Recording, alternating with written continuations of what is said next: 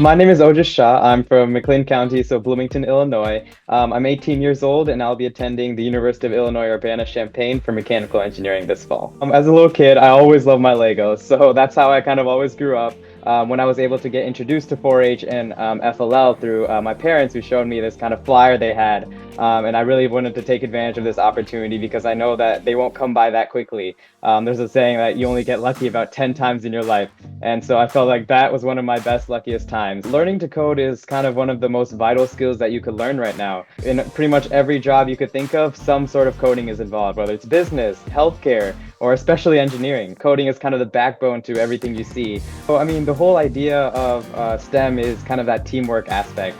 That's what I really realized when I joined 4-H and I joined FLL, is that I'm always working with a team and everyone has their interests and their kind of strengths, and you can build off of that. Bit by bit really came into creation is when I really realized that I had a lot of STEM experiences through 4-H and FLL, but many of my classmates and peers haven't had those kind of same experiences.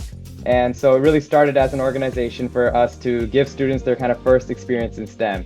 We teach them pseudocode, which is basically them acting out code, sort of block coding, some of the basic stuff that really jogs their interests, more importantly, before we kind of teach them the hard kind of skills that they would need. A lot of these students, especially these middle school students, come in and are like so excited at the opportunity to be able to do so much with just a laptop. I mean, when those students come up and say that, oh, I found something else to do in my free time. Oh, I found something that I'm really passionate about and I really want to pursue as I grow up.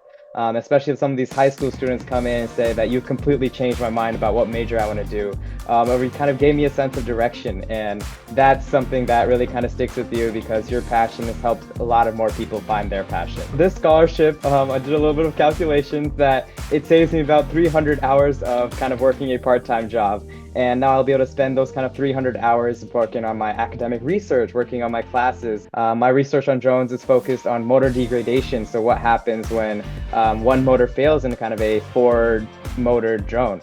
So how can we manage the power to make sure that drone lands safely? Because the end goal of this research is to create flying taxis, which is something that we've all heard about, but it could become a reality really shortly. And that's really exciting to know that's possible in the future.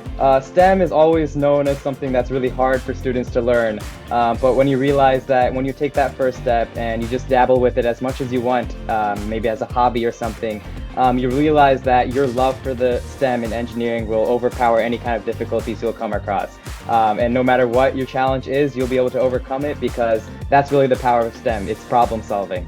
And it's a life lesson that you'll learn, and no other major will teach it as well as engineering and computer science will do.